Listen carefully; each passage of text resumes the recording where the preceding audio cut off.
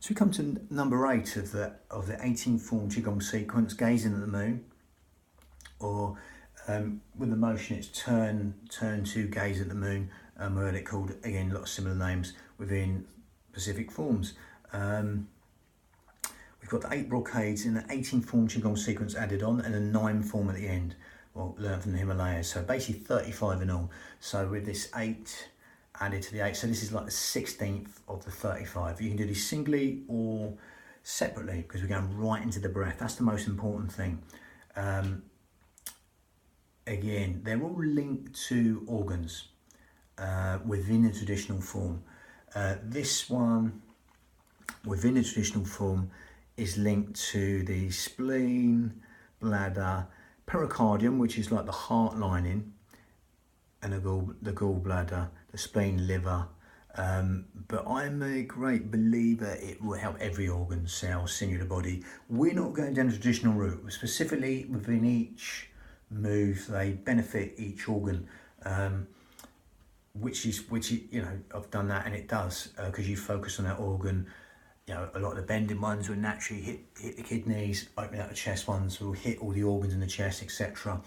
But they will vary sometimes, because there's so many different forms and trials of thought. So again, I will say that whatever you focus on, you move towards. So if you focus on the meridian, electromagnetic river, or nadi, meridian, whatever you want to call them, them organs and them emotions, them organs will be specific to what you're focusing on.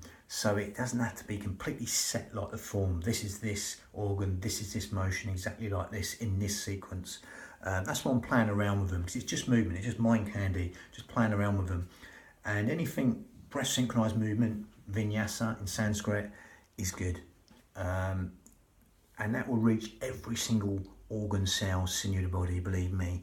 Every square inch of tissue that will reach in a beneficial way. So, gazing at the moon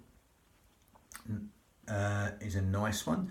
But what we're going to do is start with the breathing. So the most important thing, we go down the Pilates, yogic and hypnotic responses with the breath. So with this, a bit of a mixture of breath, but they're just words, forget them. Zip up pelvic floor, scoop out your abdominals.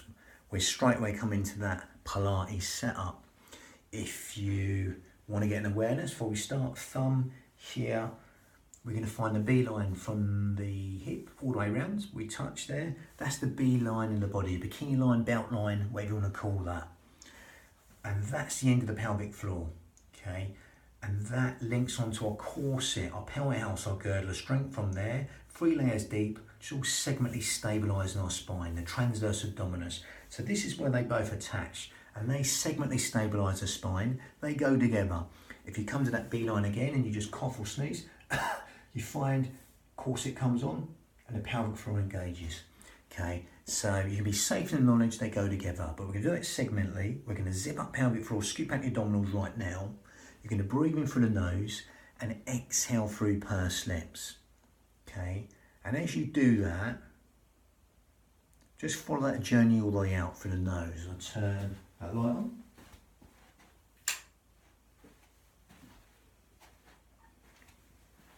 Just follow that journey all the way out.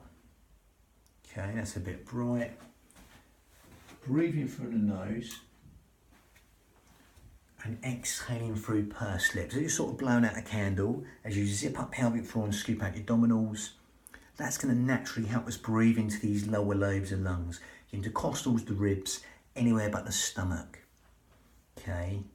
It's what we call lateral thoracic breathing. It helps us use the pelvic floor and the corset muscle, 3 layers deep, the transverse abdominis, the corset muscle in the most efficient manner, helping you breathe anywhere but the belly button, help you breathe into these lower lobes of lungs, the intercostals, the ribs, anywhere but the stomach. Okay, it's all segmentally stabilising the spine. Keep breathing into them fish gills, 3D style, organ deep, cell deep, even bone marrow deep, into these fish gills, 3D style, into these lower lobes of lungs, anywhere but the stomach. As though someone's opening an umbrella inside your rib cage and letting go, or someone just pushing up from inside your ribs and letting go. That lovely, free, expansive breath. Okay, breathing through the nose and exhaling through pursed lips. So if you're sort of blowing out through a candle through pursed lips, that naturally works like a cough or a sneeze again, naturally helps you zip up pelvic floor and scoop out your abdominals without even trying or trying not to try. Now again, as we go down the yogic path, we close the mouth. Same deal though, zip up pelvic floor, scoop out your abdominals, breathe in through the nose and out through the nose. That smaller filter through the nose will help us lengthen the whole wheel cycle. So that makes that a little bit more yogic in a way, more cleansing breath. That smaller filter through the nose helps us lengthen the whole wheel cycle of the breath, which helps us get into our asanas, our moves like qigong moves like here, in a more efficient, relaxed, easy manner. Okay, and the breath is our friend. It's the bridge between the mind and the body. It's our gauge. Do you see how deeply relaxed we get into these moves and postures in a minute? Now,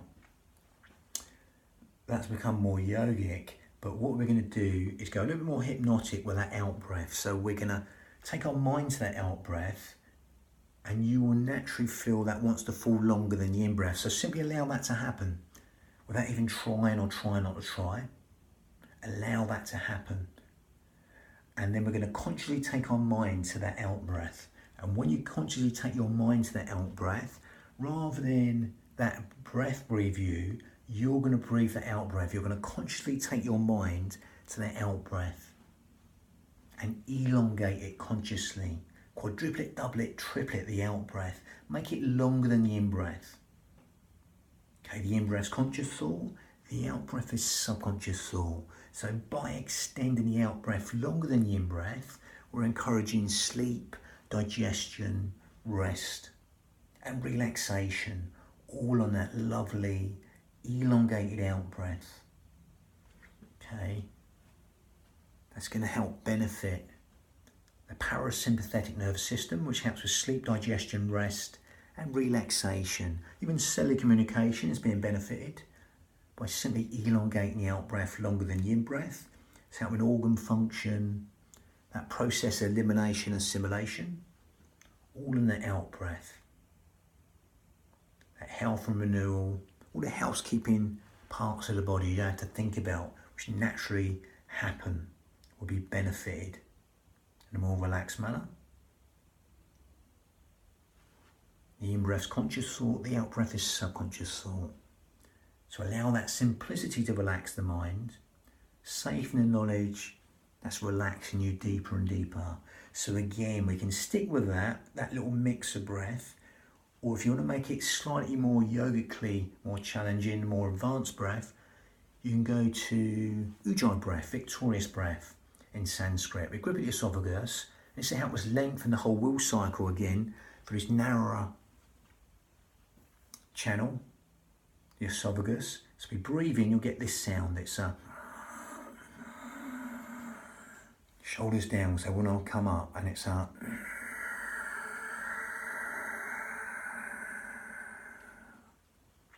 that breath rolls in and rolls out, you hear that sound. It's and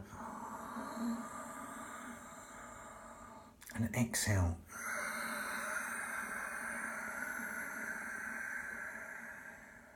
That soft, silky, whistling Ujjayi breath, victorious breath in Sanskrit, seashore breathing. If you can't get it, don't worry. Just carry on breathing. You're maybe not ready for it yet. If you get this, then that'll help us lengthen the whole wheel cycle again, the breath, especially the out breath. Help us stimulate the thyroid gland, which helps with weight control, etc. Help us build the heat in the body, help us fan the fire to burn all the toxins in the body. Ujjayi breath, victorious breath, seashore breath. That soft, silky, whistling, raspy sound from the back of the throat gives the mind something to focus on within the form, the posture, the movement. Okay, it's natural focusing movement we use in everyday life sometimes, trying to do a fine motor skill like bang a nail in, or thread a needle, something like that. We're just overemphasizing that sound. It gives the mind something to focus on and hear as it weaves that tapestry of relaxation. Every single organ, cell, sinew of the body, every square inch of tissue in the body at will. that relaxation, just soaking in like ink through blotting paper into every single organ, cell, sinew of the body. If you do an ujjayi breath or not, that'll be doing that. So it's very similar to Ashtanga yoga breath. There's a slight difference, but again. So with that, we're going to go to vinyasa, breath synchronized motion. Now again, gaze at the moon's a nice one. We're wringing out the tension from the spine. From here, bring the hands up, shoulders melt down and towards the body. Sort of near enough in a Setu Tadasana posture, we would drop the shoulders. Gather in, navel towards the spine. Watch for a hyperextension of the back. Keep the spine neutral. Gather in, from that corset, zip up in the hollow. We're going to breathe in and just exhale, let the breath go.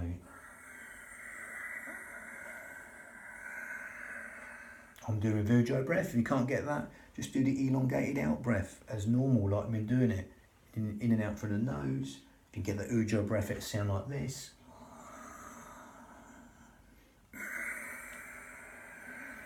You can look up.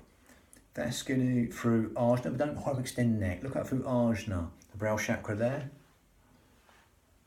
Otherwise, just keep your gaze forward.